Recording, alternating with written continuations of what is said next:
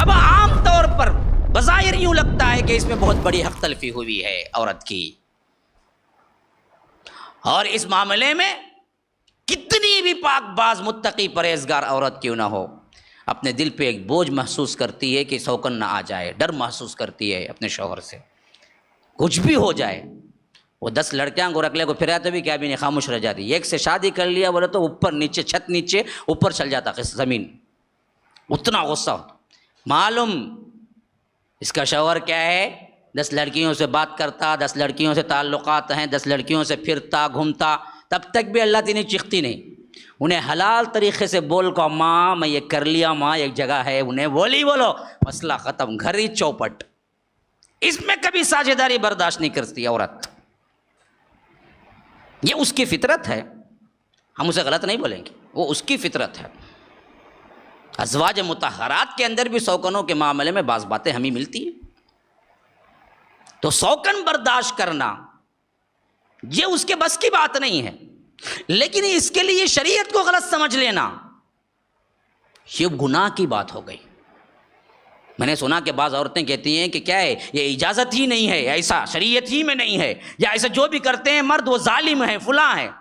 غلط نہیں ہے، باپ نہیں ہے، بیٹا نہیں ہے، کوئی قریبی رشتہ دار نہیں ہے، یا قریبی رشتہ دار ہے، لیکن انصاف سے سوچو، اگر ایک بالغ لڑکی کو کوئی رشتہ نہیں ہے اس کا محرم ہونے کا، غیر محرم ہے، کوئی کزن ہے، کوئی دور کا رشتہ دار ہے، یہ کوئی ہے جو صرف اور صرف خالص نیت سے اسے کہتا ہے کہ بھائی میرے گھر میں آ کے رہ جاؤ تم، میں تمہیں کھانا پانی دیتا ہوں، تو ہمیشہ کوئی زنا کا خطرہ اس کے درمیان رہے گا نہیں رہے گا، 100% رہے گا، چارہ کاری نہیں ہے، وہ کتنا ہی مخلص اللہ والا بن جائے، لیکن دھڑکا تو لگا رہے گا کہ رات میں اسی کے گھر میں سو رہی ہے، وہ نامحرم بھی ہے اور اسے کھلاتا پلاتا دیکھتا بھی ہے، تو ہو سکتا ہے شیطان غالب آئے اور دروازے کا کمرہ کھول کے کیا ہے وہ آئے اور بدسلوکی شروع کر دے۔ تو اللہ نے سائبان عطا کیا عورت کو اس کے ذریعے سے کہ اگر تمہیں ایسا موقع ہو جائے تو تم نکاح میں لے لو، نکاح میں لے کے عورت کی پاسداری کرو، عورت کے ساتھ صلہ رحمی کرو۔ کیوں؟ اللہ مردوں کی نیات کو جانتا بہتر تھا کہ یہ بدبخت کبھی صرف اور صرف اخلاص سلوک نہیں کریں گے۔ ہاں، جیسا اللہ عورتوں کو جانتا ویسے مردوں کو بھی جانتا، یہ جتنا بھی اللہ والا بنے یہ عورت کے معاملے میں اخلاص والا نہیں بنے گا، کچھ نہ کچھ کرے گا ضرور۔ اس واسطے موقع دیا کہ اگر تجھے ایسا موقع آئے تو ان کو لے لو، نکاح کر لو، شادی کر لو، وہ تمہاری ہو جائے گی، پھر اس کے ساتھ کیا ہے تم اس کے لیے اچھا سلوک بھی کرو، سائبان بھی عطا کرو، کھانا بھی دو، اس کو گھر بھی دو، اپنی افیشیل بیوی بناؤ۔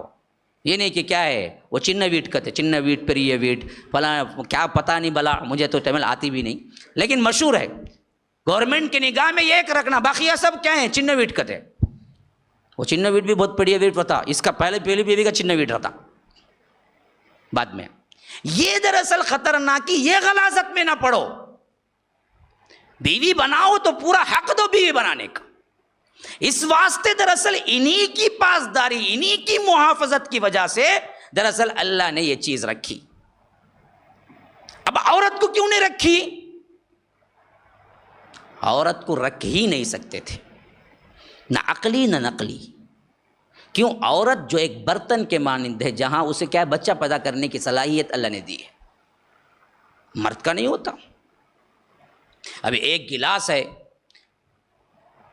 گلاس ایک ہے، آپ مختلف جگہوں سے اس میں پانی ڈالو، پھر اس کے بعد پوچھو کہ کس کا کتنا پانی ہے، کون بتا سکتا ہے؟ دنیا کا کون سا آلہ ہے جو اس گلاس میں جو پڑا وہ الگ ہے، اس گلاس میں جو پڑا یہ الگ ہے، بتا سکے؟ تو عورت گلاس کے مانند ہے، نطفہ اسی کے ہاں ٹھہرتا ہے۔ اب وہ اگر کیا ہے اس کے پاس 4-5 مرد جائیں گے تو بچہ کس کا ہوگا؟ نسل خراب ہو جائے گی۔ کیسے بتا سکتی ہے عورت کہ یہ کس کا بچہ ہے؟ نسل خراب ہو گئی تو پوری حرامی پن پیدا ہو جائے گا، حرامی بچے ہو جائیں گے۔ اس کے برعکس مرد کا معاملہ بالکل دوسرا ہے، مرد سب کو دے سکتا ہے لیکن اس کے پیٹ میں تو بچہ نہیں آتا نا۔ تو 4 بیویاں ہیں تو 4 بیوی کے پاس بھی جو نطفہ جائے گا وہ ایک ہی مرد کا جائے گا، لیکن ایک عورت 4 لوگوں سے تعلق رکھے گی تو پھر تو معاملہ بہت بڑا گڑبڑ ہو جائے گا. بچہ کس کا ہے؟ تو یہ عقل بھی نہیں بولتی، نقل بھی نہیں بولتی کہ یہ ہو سکتا ہے. ہاں پرانے زمانے کے قصوں میں لکھ دیا گیا ہے. لا حول ولا، تہذیب کے اندر ہی اتنی گراوٹ ہو تو پھر ان کی تہذیب کیا ہوگی؟ تو یہ نہیں ہے، یہ سسٹم کو اللہ نے کیا ہے. اور حیا عورت کے اندر ایسی ہے کہ وہ ایک ہی کو قبول کرتی ہے، وہ بٹ ہی نہیں سکتی. تو اللہ نے اس کو ایک دیا اور 4 کا حکم مسلمانوں کے لیے رکھا. اس کا مطلب یہ بھی نہیں کہ یہ 4 کا حکم ہے جو چاہے جا کے ٹارچر کرنے کے لیے ایک دوسری بیوی کو لے آئے، ایک تیسری کو لے آئے. فرمایا کہ تم اگر عدل نہیں کر سکتے فواحدہ، ایک کو مینٹین کرو. شرط لگا دی عدل کے ساتھ، کھلانا پلانا رہنا سب کچھ تمہارے اختیار میں، عدل کے ساتھ تم کرنے کا پاور رکھتے ہو تو کرو، نہیں تو ایک کو کرو. ورنہ تو کیا ہوگا قیامت کے دن؟ آدھا گوشت تمہارا نہیں ہوگا، آدھا ڈھانچہ ہوگا، آدھا گوشت ہوگا. ایسے اٹھ کے آؤ گے اور حشر کے میدان میں سب کو معلوم ہو جائے گا یہ 2 بیویوں والا ہے، ایک کے ساتھ عدل نہیں کیا، ایک کی طرف جھک گیا تو اللہ نے اس کا ایک بازو جھکا دیا. یہ عذاب ملے گا. برابری کرو، ایسی برابری کرو کہ ہر معاملے میں. میں نے ایک جگہ پڑھا تھا کہ ایک مولانا کے 2 بیویاں تھے. مولانا کے بھائی میرے نہیں، ہاں انہوں نے اپنے شاگرد کو بلایا، کہا کہ 2 تربوز لاؤ. وہ بچہ دوڑا گیا 2 تربوز لایا.